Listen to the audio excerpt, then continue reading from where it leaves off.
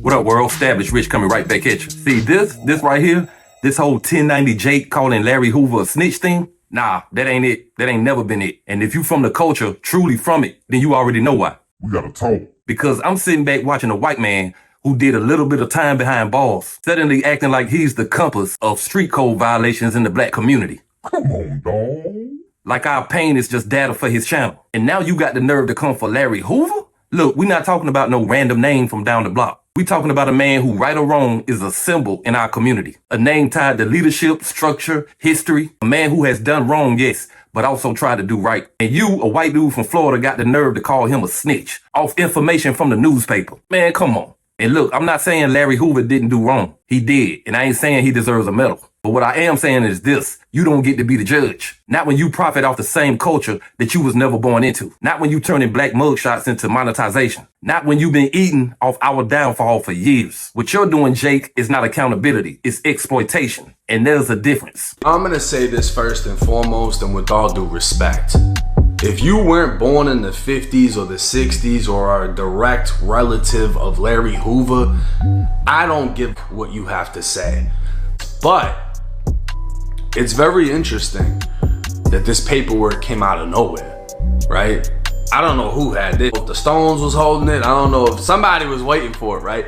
But they literally waited until his sentence got commuted, which nobody expected, and then boom, it's the internet. I didn't do it. I don't know where it came from. But I looked into it, and yes, I found multiple articles detailing what took place. And that's what happened. Larry Hoover got shot on his first day of school. He's most likely a senior since he was 18. Two rival gang members walked into school and shot him out front of the principal's office. This man was a certified smacker, leader. But unfortunately, if you go by the paperwork, he's also what? He'd be considered a snitch, right? He identified the two people that shot him, and they were rival gang members, and the police went to their house and got them. To be clear, I'm on the phone with some individuals from Chicago.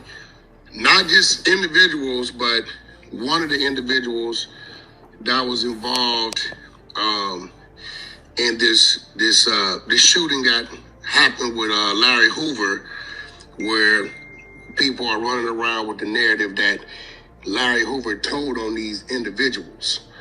So I'm gonna let the brother speak and tell me if there's some truth to that, no truth to that.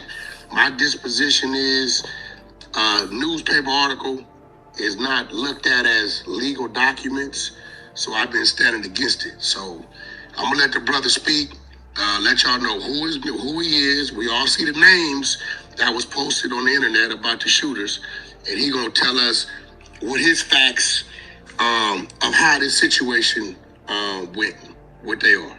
Go ahead, brother. Yeah, my name is James Hutton-Smith. I was the shooting cause it's not alleged. I did finish the shooting and I did serve time in prison.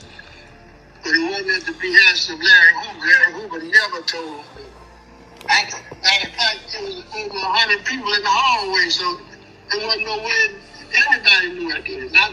Now, I want to make that part clear. Out the gate, the shooter, Mr. James Highsmith, just said it was a bunch of people in the hallway. Larry Hoover never told on him. Let's keep it rolling.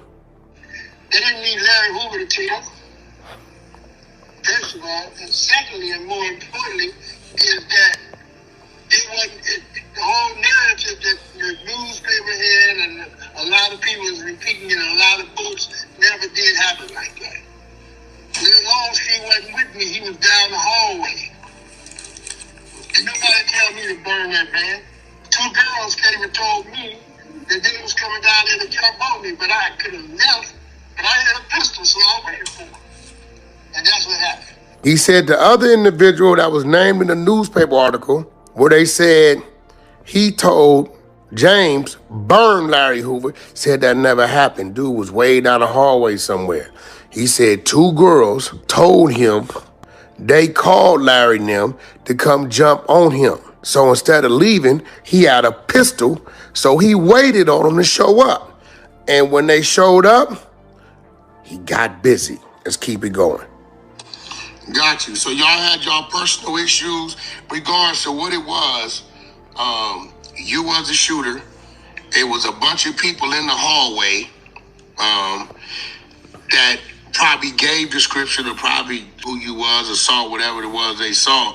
But with you fighting the case, Larry Hoover was never a name that cooperated against you, is what you're saying.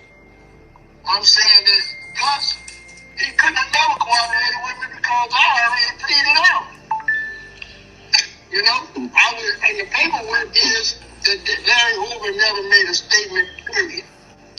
Now, he further goes on to say, Larry Hoover never made a statement on him, period, and he pleaded out.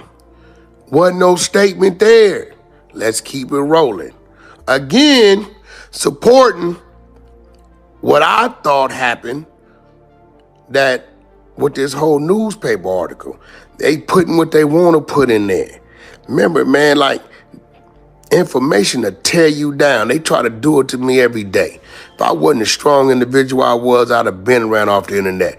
But listen, my support system, my mental, it don't matter. Let's keep it rolling. That's what your paperwork read. My paperwork wasn't no statement made by Larry Hoover, so there's no paperwork period. Got you. Now, another thing is, because I'm going to be real, brother, because this is dangerous waters for me, but I feel like I got a platform and I've done time before. So when I see things and hear things, especially when we speaking about somebody such as Mr. Hoover, who is who he is, who is a pillar, who is part of this foundation of what we call blackness, right? From where it came from, what it was, and what it is today. I use my platform to fight back. Now, I get a lot of backlash because they say, yo, Wack, this Chicago business, a GD business, why you speaking on it? I said, well, I'm speaking on it in defense of the brother, right? If I didn't speak on it and let people run amok with it, you know, ain't no telling how big the lie or the fire might grow. So I'm speaking to you because you are, I consider my triple OG, one of my elders, right? I'm pretty sure you had conversations with your people. Is there any issues with how I've been handling this situation? Actually, I'm not aware of anything, but I just appreciated that you were saying that if this happened over 57 years ago. Two young men. I was 18 and he was 18. We was caught up in the times and the events. And it wasn't no real animosity towards him and I, because him and I grew up together. But the fact of the matter is that people are using things that happened that they wasn't born, they wasn't around, they didn't know anything about, and they had their own meanings and ideas, whatever their motives are, ulterior motives are, it still don't reach the fact that it's affecting true history, and it's affecting the fact that this man has spent over 52 years in prison, and if he ain't cracked before then, what makes you think he cracked back then? Yep. So what he's saying is this. Let's pay attention to Larry Hoover's character. If he ain't cracked in the last 52 years and told on a bunch of people to free himself out of prison, what makes you think he was cracked because he gonna snitch because he got shot? Right? He's saying the man was known for standing on this gangster. What we have established is that Larry Hoover's, the one that shot him, is saying Larry gave no statements. Larry did not tell on him. The other dude never told him to burn Larry. Two chicks let him know Larry was coming up to the school to jump him. He had a pistol, so he waited. 1968. James was strapped. We're going. That's a fact. I respect that. I salute that. The brother on the phone, again, this is the brother that was one of the shooters who did time, right, for that incident with Larry Hoover back in 1968, I believe it was. And he's saying he pled out. Larry Hoover never gave a statement. It was a bunch of people in the hallway. It was at a high school. So that never. I believe that it was the first school shooting on the book. Yo, not only is James, what's his name again, baby? Highsmith. Not only at 18 in 1968. What? They coming to jump me? I'm not going nowhere. I'm strapped. Not only was he ready in 68, James Highsmith is claiming, I did the first high school shooting. Only I was defending myself. I didn't come up there popping on innocent bystanders. I popped what came up there to do something to me. A lot of y'all may say, why he didn't squabble up? Hey, listen, back in them days, them with knives, brass knuckles, bumper jacks, crowbars. Listen, the girl said, tune up here to get you, James. James said, I ain't running nowhere. It's trusty 32, and I'm popping something out if you come up here playing with me. And now he claiming that the first school shooting happened in Chicago. Was R.I.C.H that in 68? Let's keep listening. Yo, you know what? You might. Can I correct one thing? Yes, sir. He wasn't one of the shooters. He was the shooter. Oh, so it was only one shooter. They speak of is on Street. He was down. He was in the school, but it wasn't there. And he didn't do a thing, Ken. So you the only one who went to jail? I'm the only one after the case got settled, and the reason that he was able to get acquitted was that he was not at the scene when the shooter was shot. He was down the hallway, and he didn't never shoot nobody. So once again, we got a newspaper article, again, that's trying to sway everybody to something that's further away from the truth. This is why I was telling them I can't stand on that newspaper article. It's not a legal document to me. You know how we've been watching the mob. We watched the mob for years pay people off. You know what I mean? So the story read the way they wanted it to read. So I'm glad we clearing that up. It was one shooter. That's the brother on the phone now. The other gentleman didn't do a day in jail that they mentioned it. He's the one that went to prison, did the time, and Larry Hoover never gave a statement against him. He copped out, took a plea. The way I see it, 1090 Jake is a culture vulture with a flat bill hat. A straight up TMZ reporter who wants to be real, but ain't never gonna be from this. The street code, bro, who put you in charge of that? Who made you the ethics professor of the ghetto? Who appointed you the gatekeeper of real ones? The street code has been damaging us for decades. We don't need a white boy with a mic and some paperwork to expose what we already knew was broken. You want to talk real? Okay.